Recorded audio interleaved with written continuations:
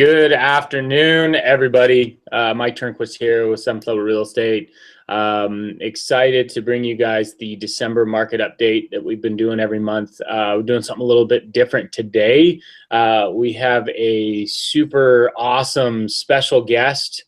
His name is Tony Gaspar. He is a good friend of mine and one of the best, if not the best, mortgage professional in the whole entire world. Say hello, everybody, Tony. Hello, everybody. Tony Gaspar here. Glad to be a part of this broadcast. Thanks, Mike, for inviting me. Yeah, thanks for coming on, Tony. So we're going to get into it. Got a lot to cover, and I promised everybody last month that we would be doing some local statistics, tying into those, and then we're going to get into it with Tony and talk a lot about interest rates and how they're going to play a vital role in this market coming up next year. And I believe that Tony's an expert on that, so that's why I invited him here. Okay. You ready to go, Tony? Let's do it. Okay. Let me grab some slides here.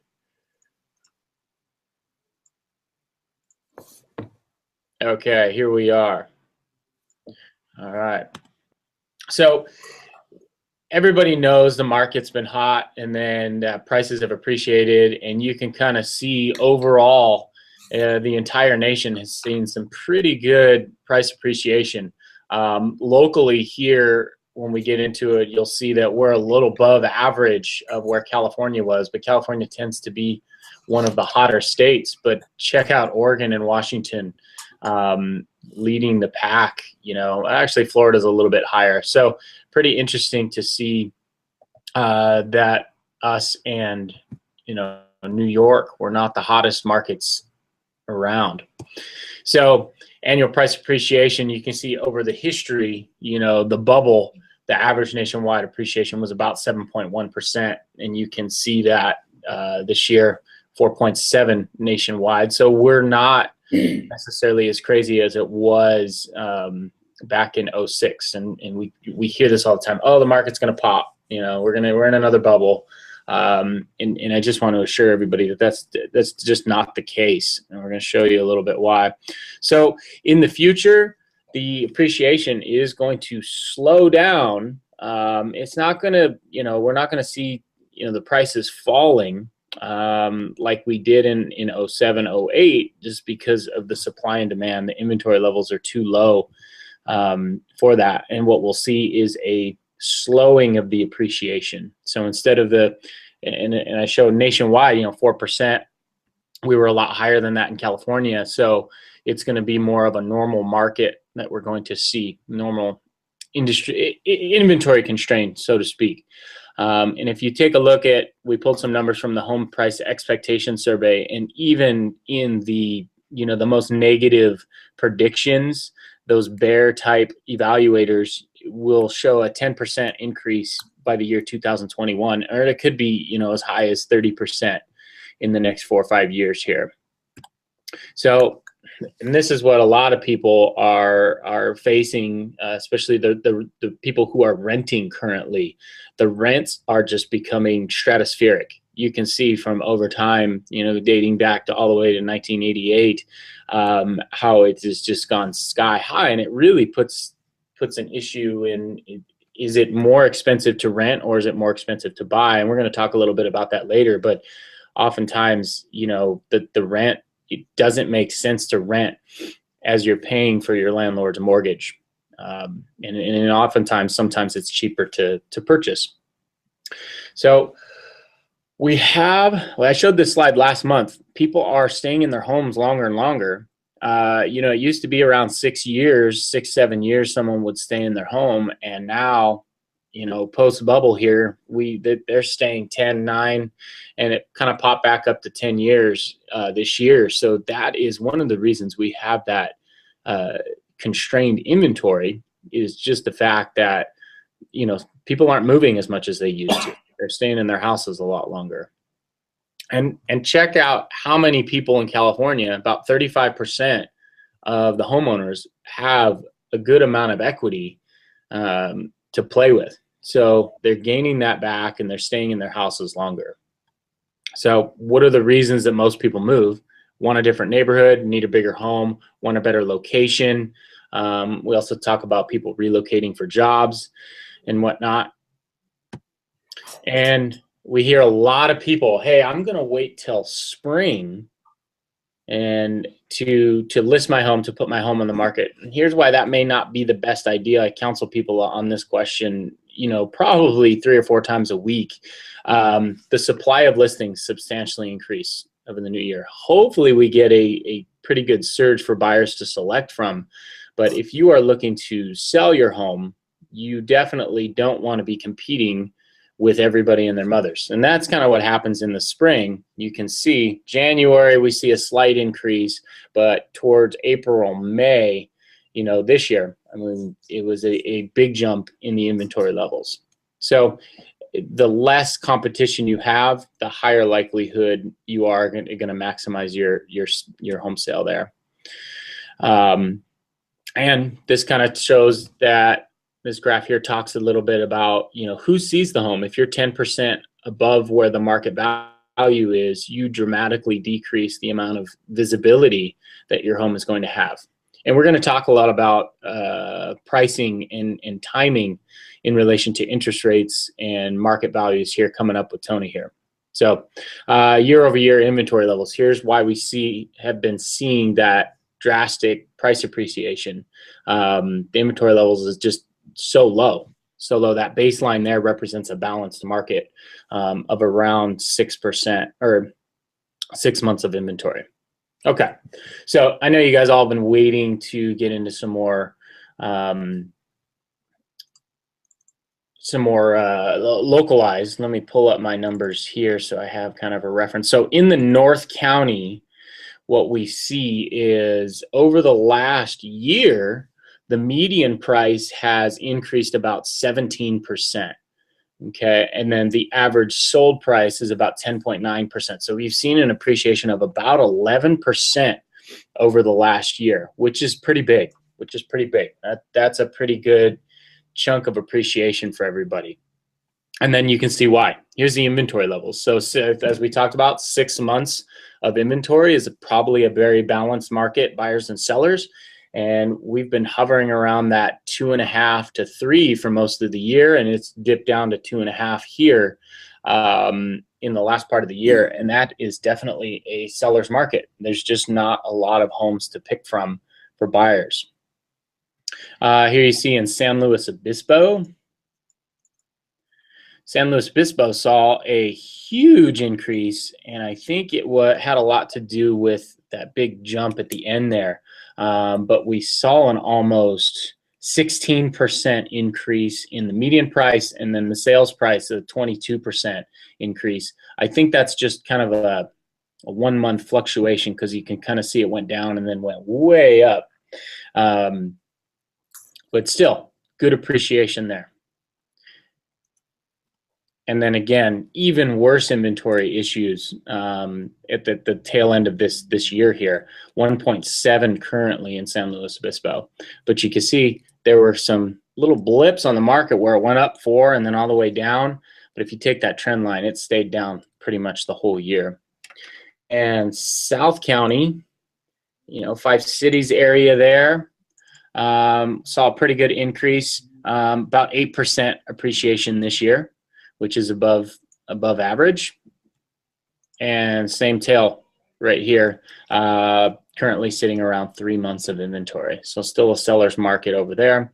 And you head over to the coast, and same kind of appreciation there. We had about 8.7% increase quarter to quarter, because you saw that one blip. What happens there when you see the line drastically increase, especially in a market over on the coast where there aren't a whole lot of sales, one really expensive home can throw the averages around. So year over year, we saw about 8.7% increase in the coast.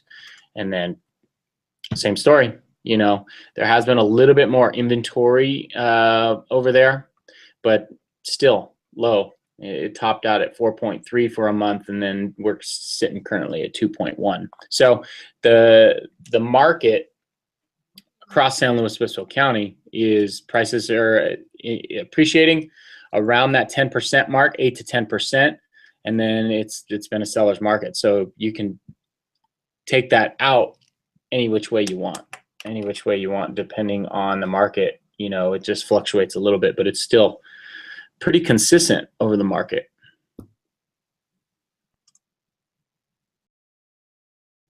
All right, now you get us again. So let's talk about, you saw that funny guy. That's my cue to bring in interest rates. Let's talk a little bit about interest rates, Tony. So what's happening with the rates? Well, that's a fun thing to talk about these days. It's been a little bit more exciting the last 60 days than in the last 3-4 years.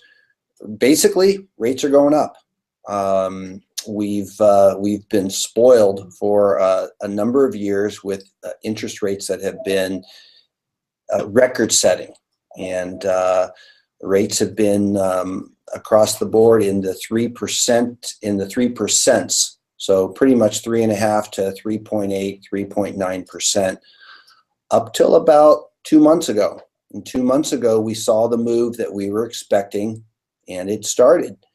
And it started kind of, there we go. There's a graph right there. Mike, can everybody see that graph? Yeah, this is for everybody here. Okay. So basically, and this is, these are Freddie Mac rates right here. This is pretty much a national average. California rates tend to be a little higher than national average, but this is a good representation. About 60 days ago, we started seeing movement upward, and it was pretty gradual. And then at the election, we saw a big spike. And what we've seen is rates have gone up in some instances 0.5% in the last 60 days, and other loan products have gone up about 1%. It's been a big move. So the bad news is rates have gone up, and they're likely to continue going up a little bit. Good news is they're still amazing. So if you look at it from a historical perspective, having interest rates anywhere in the 4s is still a very, very good rate. These are rates that people will tell their grandchildren about. Speaking of that, I just have to kind of show everybody this, because this my first house that I bought, we got a 7%, 7.2 or something percent on a condo, and everybody just told us, oh, that's such a great rate, you're getting such a good deal. But check out some of these, and you shared a similar story here. I mean, check these rates out over the decade. To think that 4%, people shouldn't be crying over that. And there was a point where the rates were even higher than 12%, right? Right. In 1980, my folks bought a house in Southern California. They had perfect credit, and they paid 18.5% interest in 1980. That's crazy. It is crazy. In 1991, I bought my first house, and I paid 10.5%, and that was an FHA government insured loan. So, my first house was 10.5, yours was in the 7s. So today we're talking about, 4.5% interest. It's still amazing, but it is more than it was earlier this summer. Yeah, everybody was, like you said, was pretty spoiled. Everybody was pretty spoiled. We're still spoiled. It's going to take us a month or two to kind of get used to where rates are at. Gotcha. Okay. So where do you kind of predict rates will go in the future? The federal government has pretty much told us by the last rate increase, which I think was last week. They have a lot of confidence in the economy, and with that, they will raise rates. They've already said that they're going to raise the overnight rates, which is one of the things that they can affect, and they're probably going to raise those rates 2 to 3 times this year. What that will do is it will have a trickle down effect on mortgage rates. And what we will see is interest rates on a 30-year mortgage going up probably another 0.5% over the next 12 months. Now, what that means is it means that we will be probably finishing the year solidly in the 5% range on interest rates, 5% to 5.2, depending upon the strength of the borrower and their situation. Okay. I think one thing, Mike, that your listeners need to remember is that when we talk about interest rates, we talk in generalities because there are a lot of loan programs out there, and those loan programs have different interest rates. Okay. So tell me a little bit about that. What kind of loan programs are you referring to? What's out there? Well, basically, you have government-insured loans and non-government insured loans. And so what I do when I talk about interest rates is we talk about the three main government-insured loans. We always start there because those have the smaller down payments. Your veterans or active duty can get a VA loan. Those have the lowest interest rates available of any loans out there. And we'll still see those in the threes, the high threes. And then your borrowers or your buyers with a really low down payment or maybe no down payment, they might qualify for a USDA loan, which is a great loan. And that's a loan that requires 0 down payment. There are some rules to it and there are some requirements, but if we can get a buyer in one of those loans, we always try. They're great loans. Again, high threes, maybe 4%. And then a lot of your listeners may be familiar with that FHA loan. That's a very, very popular go-to loan.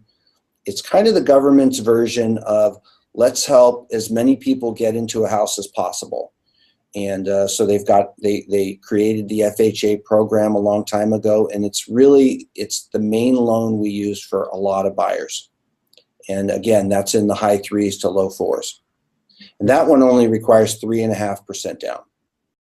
Okay. What about, say you have a move-up buyer, they're not purchasing the first home, but they've got some equity built up and they're putting, kind of stepping into a new home, selling and jumping up, and that would make them a conventional buyer with, say, 10%, 20% down. Right. Yeah, absolutely. Anytime a borrower or a buyer has at least 5% down, we want to look at them for conventional loans. If you've got 10% down or 20%, like your step-up buyer that you're talking about, we definitely want to look at conventional loan. And that's going to give them, in general, the lowest possible payment. Great. Okay. Yeah. All right. And there was I want to show this graph here because this talks about, this kind of shows, hey, the sky is not falling in regards to the market in the interest rates. We're not necessarily doomed, because if you take a look at a couple of periods in time where the interest rates have gone up, and they've gone up higher than you're kind of predicting we'll see in the next year. Look at the bottom down there where you'll see in certain markets that none of these interest rates has caused prices to crash or depreciate. Right. Kind of comes into that, well, there's supply and demand. Regardless of the cost of money, there's more buyers out there. And in rising interest rates, yeah, well, they will decrease the amount of people who are able to afford a home in our market. But it's definitely not going to be enough to counteract that, lack of supply. And this gives me a little glimmer of hope, for people saying, oh, the market's going to crash, But I don't believe we're in that doom and gloom period here. Well, I mean, the thing is why does the market, and that's a great graph, and it really does show that you can't always, just an increase in rates does not bring a market down. It's a multitude of factors. We don't have a market right now that represents a typical bubble, that has a typical bubble characteristics. No, people actually qualifying for the loans that you're giving them. Exactly. since the bubble of 2000 and call it 2006 to 2008, that was a real bubble. And that was a bubble created by very, very loose lending rules that allowed just about anybody to buy a house, whether they could afford it or not. Yeah, the fog of mirror kind of. That's right. Kind of That's right. If you could fog a mirror, the banks were going to lend you money. And people were buying houses that were way beyond their means because houses were appreciating so quickly. They wanted to buy a house, ride the appreciation for a year, and sell it and make a bunch of money. It was a true bubble. Now what we have is we have 6 years of very sensible lending where people can actually qualify and actually afford their homes. So if the economy gets a little tight for people, they don't have to push the eject button and get out. They can stay in their home. They can afford the payments, thus having a healthy market. Yeah, I totally agree with you. So, and another question I get, and this one's probably on a daily basis, is this a good time to buy? Is this a good time to sell? And you always have the people who are really trying to pinpoint that timing. But what's your take on this? Is this a good time to buy right now? Well, I think that if you're somebody who's looking for your personal residence, it's a great time to buy. And the reason I say that is because your buying power is in big part, determined by interest rates.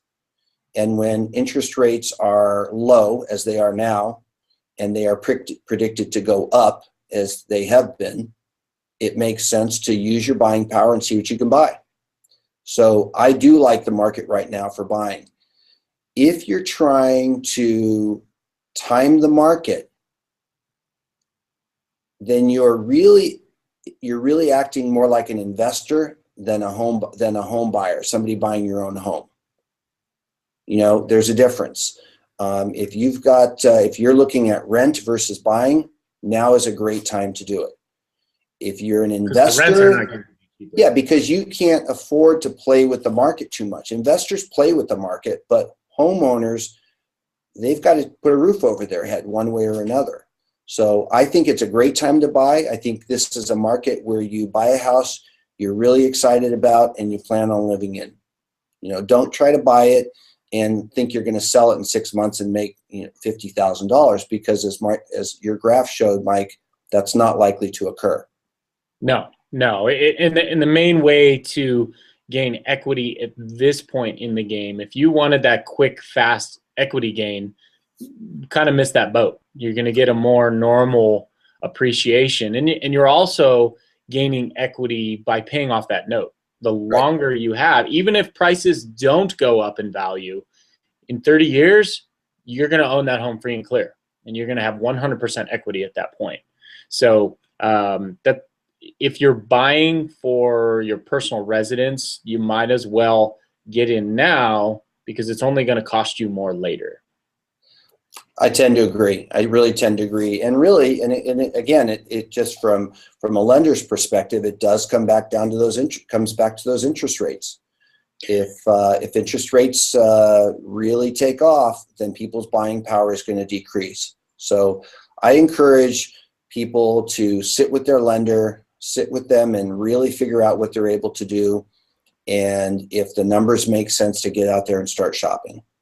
Yeah. And that said, on the selling side, if you were thinking about selling your home and moving up, the initial increase in interest rates is going to provide not necessarily a constrained buyer's market, but it's going to get people off the fence so they can, so to speak, stop the bleeding. So if they've been dabbling and thinking about it for 2 years, and now the prices are higher and the interest rates are going up, now may be the time where they decide, okay, I need to do this now, or it's going to get worse. I waited and I missed my boat, so I'm going to get in now. So do you feel that we're going to see a slight increase in buyer activity because they want to get in before the rates hit 5% or 6% or whatnot? Yeah, I do. I think that, I mean, you've got a couple things going on from a seller's perspective that are attractive. number one, I think you pointed out inventory is low. So the first thing for sellers is there's a low inventory out there, so it's a great time to put a house on the market. Prices are high, low inventory. People are getting top dollar for people are getting very solid prices for their houses.